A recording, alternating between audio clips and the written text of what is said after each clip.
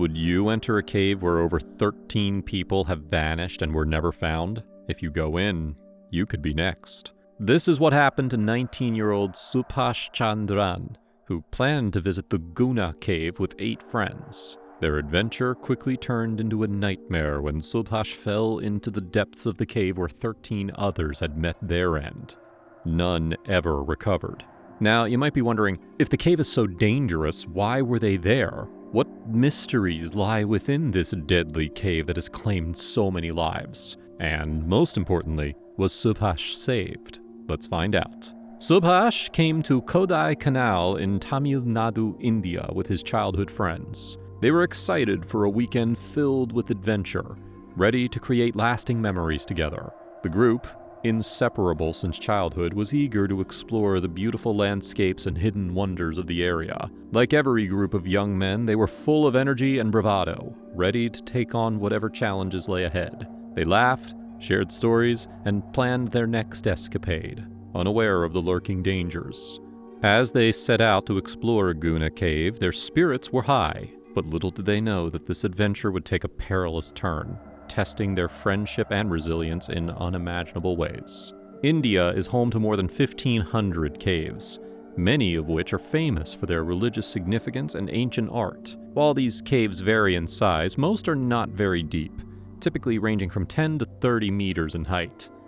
When compared to average caves around the world, which can often reach much greater depths, sometimes even of 100 meters, Indian caves tend to be more accessible and are often explored for their historical and cultural value rather than extreme geological features. But all of this is different when it comes to Guna Cave. At an altitude of 2,200 meters, the Guna Caves are a breathtaking sight, surrounded by thick greenery that sparks curiosity and wonder. These caves are located near the beautiful Pillar Rocks in Kodaikanal. With a history that is both captivating and intriguing, these caves have captured the imagination of many. The locals also believe that these caves are connected to ancient Hindu stories and legends. Many think the caves have spiritual meaning, which adds to their mystery. Visitors often hear tales of gods and old events linked to this special place.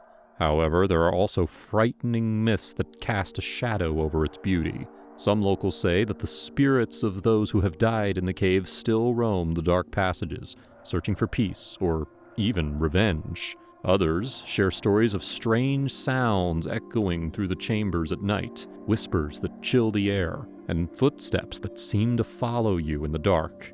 These unsettling tales not only make Guna Cave more intriguing, but also bring a sense of fear, making it a captivating yet anxiety-inducing spot for everyone who dares to explore its depths. More recently, over 100,000 people visited the cave in February of 2024 alone.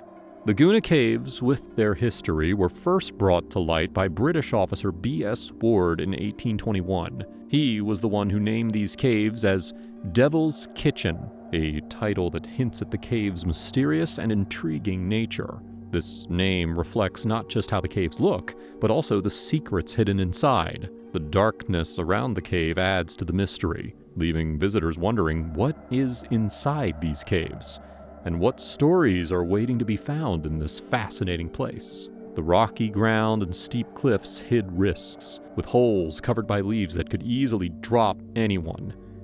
The cave is believed to go much deeper than 900 feet, with some saying that it might even be as deep as 3,000 feet, creating a complex network of passages that can be risky for those who explore too far. Since their discovery, the Guna Caves have led to the deaths of over 13 people, none of whom have even been recovered. For many years, the caves faded from public memory, lost in time and overshadowed by other attractions. But the time of the 1990s marked a turning point for Guna Caves.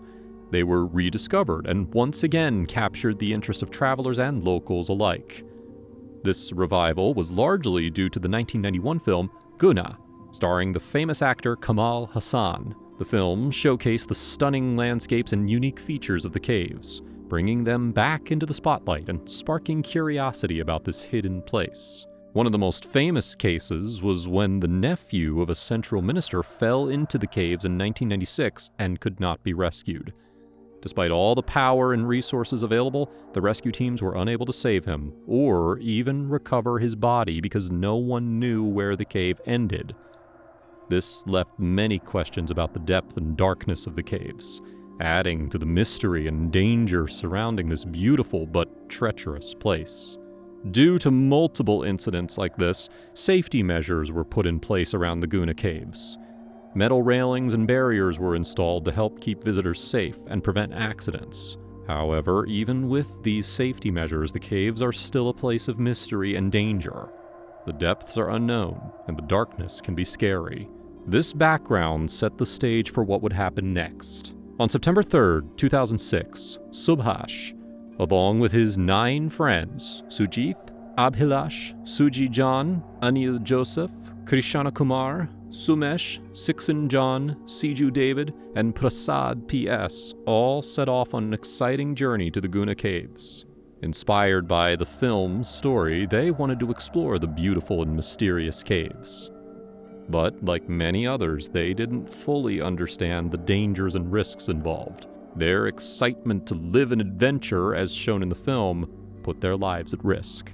The entry to the Guna Caves had already been blocked by the Forest Department to prevent anyone from entering. Clear signs were posted to warn visitors to stay safe, but these friends managed to bypass the barriers by sneaking through a gap in the fencing. Although they didn't understand Tamil, the local language spoken in Tamil Nadu, India, they recognized the signs were warnings but chose to proceed anyway, unaware of the full danger that awaited them. Then, in a sudden moment of chaos, Subhash lost his footing on the slick rocks and slipped, plummeting into a dark, deep part of the cave. At that moment, everything in the cave went quiet.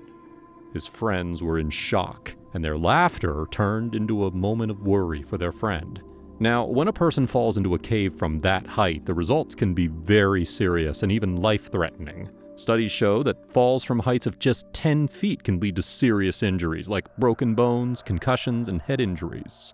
In caves, where the ground is often uneven and filled with sharp rocks, the risk of getting hurt is even higher, making every foot of height potentially dangerous. For example, a fall of about 30 feet can lead to severe injuries such as spinal damage, internal bleeding, or serious brain injuries, which can be deadly without quick medical help. The tight spaces in caves make things worse. Their narrow paths and sharp edges can increase the risk of injury when someone falls. Moreover, caves are typically dark, which can disorient anyone who has fallen. Limited visibility makes it difficult to assess injuries or find a way out. The air quality can also be poor, with reduced oxygen levels in the deeper parts, adding to the sense of panic and making it harder for someone to stay calm after a fall. In that moment of worry, a frightening thought crossed their minds. What was happening to Subhash in the darkness below? They rushed to the edge, calling out Subhash's name, but the only reply was the echo of their voices. Fear gripped them as they realized that he might have died from the fall. Panic set in, and a few of Subhash's friends quickly ran to find help. But when these young boys reached the locals, they found out that nobody wanted to risk their lives by going into a cave that has no clue of estimated height. Everyone knew how risky it could be, and the deaths that had happened before in this cursed cave. The boys felt helpless. Realizing that they needed assistance, they decided to go to the police station to ask for help, hoping the authorities could find a way to somehow rescue Subhash. The police officers knew that the area was fenced off and that entering was not allowed. They were aware that many people had already lost their lives in the cave, and none had ever even made it out. Because of this, they didn't take the report seriously and assumed that Subhash must have been dead by now. However, to keep up with the report, they decided to do a quick check at the site of the incident. When the police arrived at the cave, Subhash's friends were very anxious. They explained what had happened, and they desperately asked the officers to save their friend. Just then, one of the friends who was standing close to the incident site and was calling Subhash's name continuously claimed that he heard Subhash shouting for help from deep inside the cave. He urged the officers and his friends to listen closely, hoping that they would take his words seriously and do something. The officers heard the call for help and exchanged worried looks, feeling pulled between their doubts and the urgency in Subhash's call. Realizing that the situation might be more serious than they first thought, they agreed to take a closer look. The rest of the friends in the group held on to hope, believing that Subhash would make it out alive, and they all prayed that help would come in time. The police didn't have any special equipment or experience for situations like this. Many news reports claimed that the police showed little interest because of the previous incidents that had happened in the cave, and they were clearly not willing to risk their life to save someone who had fallen into the devil's kitchen. With each passing moment, Subhash's friends felt a growing mix of fear and frustration. They knew that they had to act quickly. Time was slipping away, and the darkness below was full of unknown dangers. The officers told Subhash's friends that they believed that it was too dangerous and that rescuing someone would be too risky. When the boys saw this lack of interest from the police authorities, it left them feeling even more worried, as all they wanted to do was everything possible to save Subhash.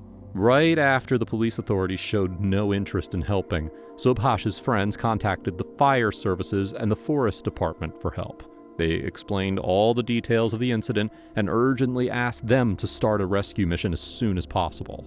Rescue operation. As the fire and forest department vehicles rolled in, whispers spread through the crowd, and the incident quickly became the talk of the town. Everyone was worried about Subhash and hoped that he would be found safe. With the sun setting, the shadows grew longer, making the cave seem even more scary. The darkness made it hard to see, and no one knew how deep the cave really was, or where it led. Tension filled the air as everyone waited anxiously for the rescue team to take action. The biggest question on everyone's mind was, how were the rescue teams going to get Subhash out? Just like the police, the rescue officers were also nervous about going into a cave that was completely dark and had no signs of life. They worried that even if they threw a long rope into the darkness, it might not help. After all, no one had ever come back alive from that depth. The uncertainty made everyone anxious, and doubts filled the air. As they talked about their options, it became clear that this rescue would be difficult, and they were clearly running out of time. As minutes turned into agonizing hours, and with no hope in sight, Seju David made a life-changing decision. He would descend into the abyss himself. The officials quickly said no, explaining that he didn't have any professional training. They worried that if even the trained officers were hesitating, they still couldn't risk another person's life. However, as time passed and none of the officers agreed to go down, they realized that they had no choice. Seju David was determined, and despite their concerns, they had to let him go into the cave, hoping for the best. They attached a 50-foot rope to David and equipped him with lights, knowing that this was no ordinary cave. Slowly, he began his descent, 6 officers holding the rope tightly for safety. As he went deeper, he looked around, but he saw no one. The silence was unnerving, and the absence of Subhash's voice made him panic more. Each moment felt like an eternity as he called out for Subhash, but there was no answer. When he reached the end of the rope, he quickly asked the officers up above for another one, desperate to go further into the darkness. His determination to find his childhood friend pushed him onward, even as uncertainty hung heavily in the air. He had to keep searching, hoping to bring Subhash back to safety. But the officers said no to David's request, unsure of where another 50-foot rope might lead. They told him to come back right away because they were worried. David shouted back, saying that he would either die down there or find his friend, but he wouldn't come back without him. Time slipped away as the darkness grew thicker around him. The officers looked at each other, feeling the pressure of his desperation. Just as the last bit of light faded, they realized that they had to do something. In a quick moment of decision, they rushed to prepare another rope. The tension was high as they tied it off, knowing that this was David's last chance. David's heart raced as he felt the new rope come down, each second stretching on as he braced himself for the unknown. Would he find his friend before it was too late? After going about 80 feet down, he turned on his flashlight and swept the beam across the rocky walls. Suddenly, his heart sank as he spotted a figure lying on the ground. It was Subhash, and he looked badly hurt. Panic rushed through David as he hurried closer, his mind racing with worry. Was his friend okay? As he knelt beside Subhash, the dim light showed his friend's pale face and the bruises on his body. David felt the weight of time pressing down on him. He had to act fast. He quickly attached the rope around Subhash and called the officers to pull them up. Everyone was in shock as they all held the rope tightly, using all of their strength to lift both of them out of the cave. Once they reached the surface, it was clear that Subhash's condition was very serious. Without wasting any time, they rushed him to the hospital, their hearts racing with worry. The doctors worked quickly, and, thankfully, Subhash was saved. Relief washed over everyone as they realized that their friend was going to be okay, and gratitude filled the air for David's brave actions.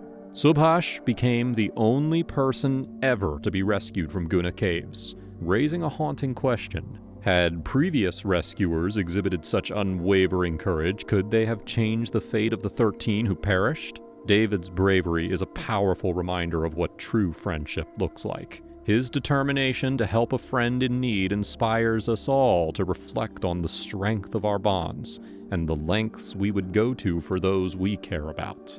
Now, we want to hear from you. Would you ever visit the Guna Caves after learning about this story?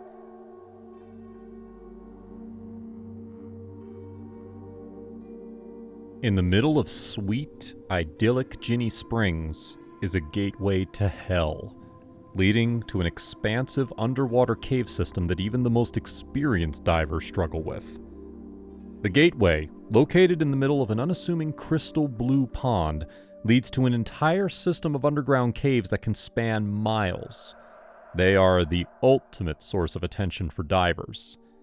The Jinny Springs cave system is the dream location for many of the most experienced scuba divers in the world. Everything about diving in this area looks staged. The water is too clear to be real. As some divers have called it, there's visibility forever. At least as long as there is light. The hole is the perfect place for experienced scuba and cave divers to test their abilities. It's no surprise, then, that divers go to do exactly that and ultimately get overwhelmed. On June 14, 2008, 20-year-old student Shannon Lewis went cave diving at Jinny Springs with two friends, both of them also divers. While diving, Shannon experienced difficulties with her equilibrium underwater. This meant that she was not able to ascend and descend at a constant rate. This rate controls how nitrogen from the pressure tank is absorbed into the body's organs and bloodstream. If these rates change, your blood can be filled with excessive nitrogen, which is what unfortunately happened to Shannon. Realizing she couldn't go any deeper, Shannon's friends brought her to the front of the cave, shallower water at only 20 feet deep, so she could fix the issue with her suit. While she was working on her suit, her friends dove deeper and deeper. What happened in the minutes following is unknown.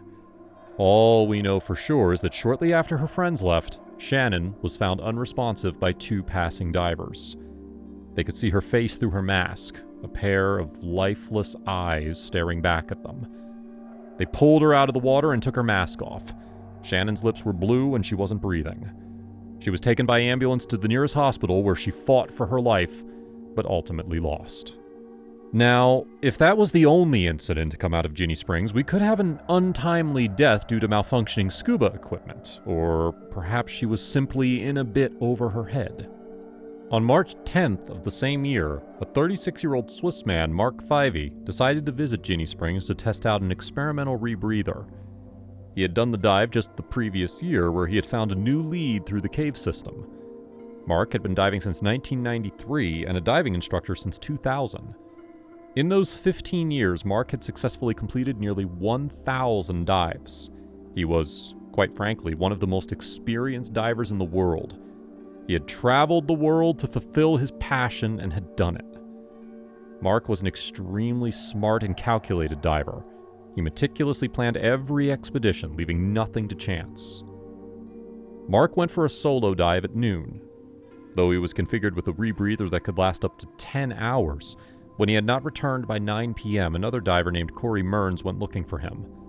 Following Mark's path, Corey found Mark unconscious 3,800 feet deep into the cave. Corey came out of the cave alone and alerted authorities as soon as he reached land. Mark's body could not be recovered until the following day due to darkness and safety concerns for the recovery crew.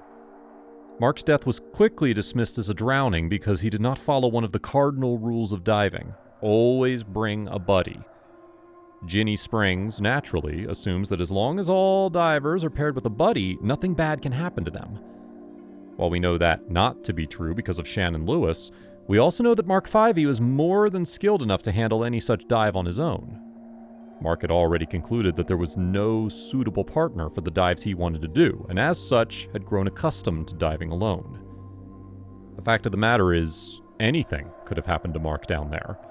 His rebreather could have malfunctioned, he could have been caught between two surfaces, or even just wasn't paying as much attention as he should have been. One diver covered today was young, inexperienced, and had trouble with her suit. The other was a world-renowned diver and instructor who was one of the best divers in the business. They died at Jinny Springs only a few months apart. Their stories are different, yet no matter how you look at it, that commonality remains. Since Shannon and Mark's untimely deaths, 26 other divers have passed away at Jinny Springs. It's a harbinger of death, a siren song for divers around the world. It cannot be ignored, and all that can be hoped for is that divers take the utmost precautions while there. It could save their life.